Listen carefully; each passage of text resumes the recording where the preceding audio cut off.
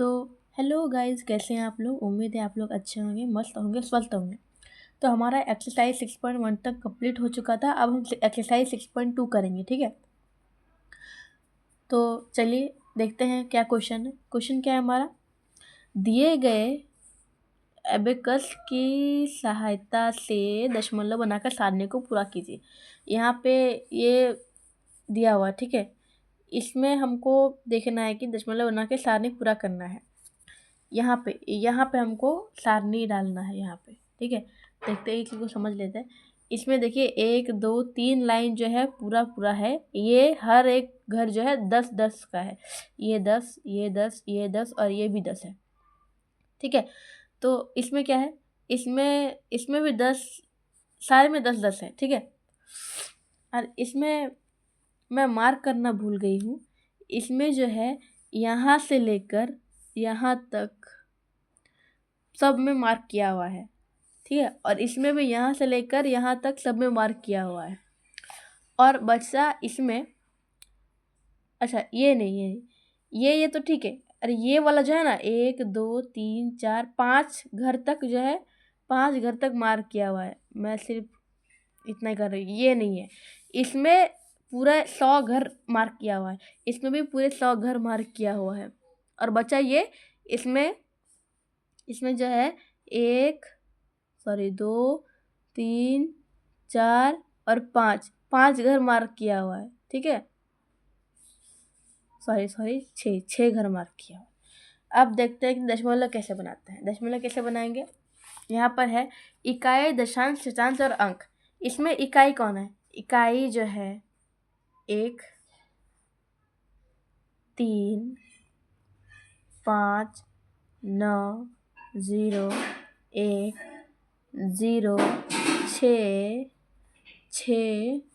0.3, इसमें होगा 1.5, 0.96 और इसमें होगा 1.06, ठीक है। अब आता है अगले क्वेश्चन में, क्या है, निम्नलिखित स्थानीय मान सारणी को देखकर दशमलव के रूप में लिखिए। यहाँ पे एक आंकड़ा दिया हुआ है, इसको फिल करना है लास्ट में। कैसे करना है, देखिए यहाँ पे हो जाएगा 2300.47। कैसे हुआ, सॉरी यहाँ पे नहीं होगा, यहाँ पे होगा 230.47। कैसे हुआ यहाँ पे, देखिए यहाँ पे जो है 2 जो है 100 के घर में है, तो 200 के घर में हम लिख दिए, पॉइंट के बाद वाला बोल रही हूँ। अब ये है दहाई और इकाई, तो दहाई और इकाई मैंने लिख दिया। अब दशांश है, तो दशांश का मतलब होता है पॉइंट के बाद वाला, तो 4 और 7 शतांश और अंक मैंने लिख दिए, ठीक है। दशांश मतलब पॉइंट के राइट साइड वाला, और इकाई मतलब पॉइंट के इधर वाला, समझ गए आप लोग। इसी तरह इसको भी करेंगे, 689.03 503.40। अब आता है अगले क्वेश्चन में, क्या है, निम्नलिखित दशमलव संख्याओं को स्थानीय मान सारणी बनाकर लिखिए। इसमें क्या करना है, देखिए ये वाला जो घर दिख रहा है आपको, इसमें हमको पहले ही सारे नंबर लिखने हैं। कैसे, 0.07, 0.12, 1.20, 83.09, ठीक है। अब हमको देखना है कि दहाई कौन है, इकाई कौन है, दशांश कौन है। इसमें दहाई नहीं है, इसमें इकाई भी शायद, इसमें इकाई भी नहीं है। इसमें दशांश है, दशांश भी नहीं, शतांश लिखेंगे डायरेक्ट 7। पॉइंट के राइट साइड वाला, उसके बाद वाला को शतांश बोलते हैं, दशांश बोलते हैं 0 को, तो यहाँ पे 0 लिख देते हैं। अब यहाँ पे है, यहाँ पे इकाई तो है नहीं, दहाई भी नहीं है, इकाई भी नहीं है, दशांश के बाद 1 और 2 लिख देंगे हम। अब यहाँ पे लिख देंगे, इकाई पे हमारा 1 है, यहाँ पे 2 है, यहाँ पे 0 है।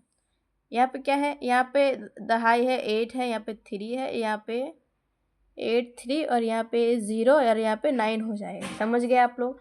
अब आते हैं अगले क्वेश्चन में, क्या है देखते हैं।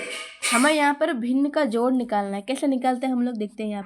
यहाँ पे देखिए, जब भी ऐसा कुछ दिखे, तो अगर यहाँ पे कुछ नहीं है तो मान लीजिए कि यहाँ पे 1 है, ठीक है। मान लेते हैं कि यहाँ पे 1 है।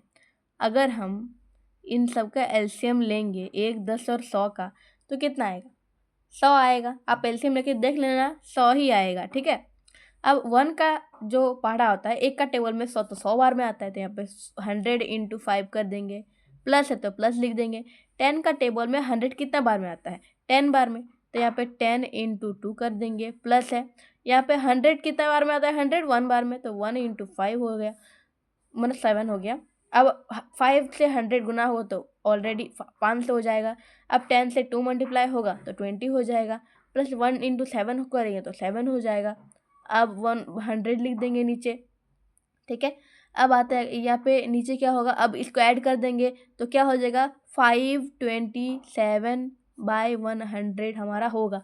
लेकिन इतने से काम नहीं चलेगा, हमको इसका पॉइंट निकालना पड़ेगा। कैसे निकालते हैं, पहले तो हम 100 को 527 से भाग दे देंगे।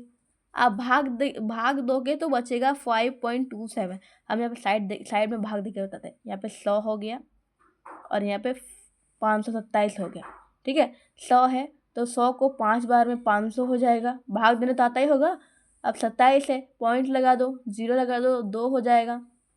अब यहाँ पे 200 हो जाएगा, कट गया। 70 बचा, 7 लगा दो, 0 लगा दो, 700 हो गया, कट गया। 5.27 आ गया, तो 5.27 यहाँ पे आंसर हो जाए। उसी तरह इसको भी बनाना है, यहाँ पे कुछ नहीं है तो 1 है, ठीक है। अब एलसीएम लेंगे तो 100 आएगा। यहाँ पे 100 × 14 होगा, फिर प्लस होगा 10 × 8 होगा, फिर 1 × 5 होगा। अब क्या करेंगे, 1400 + 80 + 5/100। अब क्या हो जाएगा, 14,000, 1 मिनट, हाँ, 85/100। इसको अगर भाग देंगे 100 से इसको, तो हमारा हो जाएगा 14.85, ठीक है। समझ में आ गया। अब आता है अगले क्वेश्चन में क्या है, ये भी उसी तरीके से सिंपल है, कुछ नहीं है तो 1 है बस।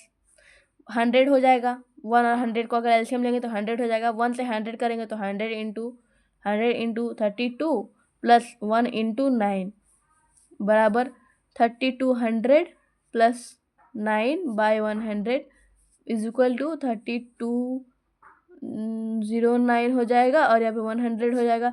भाग देंगे तो हो जाएगा हमारा 32.09, ठीक है। अब आते हैं अगले क्वेश्चन में क्या है, देखते हैं। यहाँ पे क्या बोला है, निम्नलिखित दशमलव संख्या को शब्दों में लिखिए। शब्दों में लिखना है, कैसे लिखेंगे शब्दों में, देखिए यहाँ पे 0.04 है तो 0.04 ये लिखना है। यहाँ पे है 1.07 तो 1.07। समझ रहे हैं ना आपको कैसे बनाना है। यहाँ पे होगा 3.24, यहाँ पे होगा 41.21, यहाँ पे हो जाएगा 240.7। ऐसे करके लिखना है आपको। सिर्फ जैसे आप बोल रहे हो उसको आप हिंदी में लिख देना है संख्याओं में। जैसे होता है ना कि नंबर में होता है तो संख्या में लिखना होता है, वैसे ही। अब आता है अगले क्वेश्चन में क्या है, निम्नलिखित संख्या रेखा के किन बिंदुओं के बीच में स्थित है। अब 0.12 है तो 0.1 और 0.2 के बीच में है। ये 2.7 है तो ये 2 और 3 के बीच में है। 0.07 है तो ये 0.02 और 0.04 के बीच में है। अब यहाँ पे 1 है तो 1 और 2 के बीच में है, बस किसके बीच में वो लिखना है। अभी 0.50 है तो ये 0 और 1 के बीच में है, समझे। अब क्या है, न्यूनतम भिन्न के रूप में लिखिए। अगर 0.25 है इसको बस क्या करना है कि फ्रैक्शन में लिख देना है, मतलब 0.25 तो 1/4 हो जाएगा। अगर आप 4 को 1 से डिवाइड करोगे तो 0.25 ही आएगा। अब 0.67 है तो इसमें हो जाएगा 67/100। देखिए अब क्या है 0.125 तो यहाँ पे हो जाएगा 1/8। यहाँ पे क्या है 4.2 है तो यहाँ पे हो जाएगा 21/5। यहाँ पे 6.25 है तो यहाँ पे 24/4 हो जाएगा, मतलब 25/4 हो जाएगा। ठीक है, अब आते हैं अगले क्वेश्चन में। क्या जाएगा हमारा यहाँ पे क्वेश्चन खत्म होता है। अब अगला क्वेश्चन हम अगले एक्सरसाइज में करेंगे 6.3 में। तब तक के लिए बाय, अच्छे से पढ़िए। ठीक है, थैंक यू।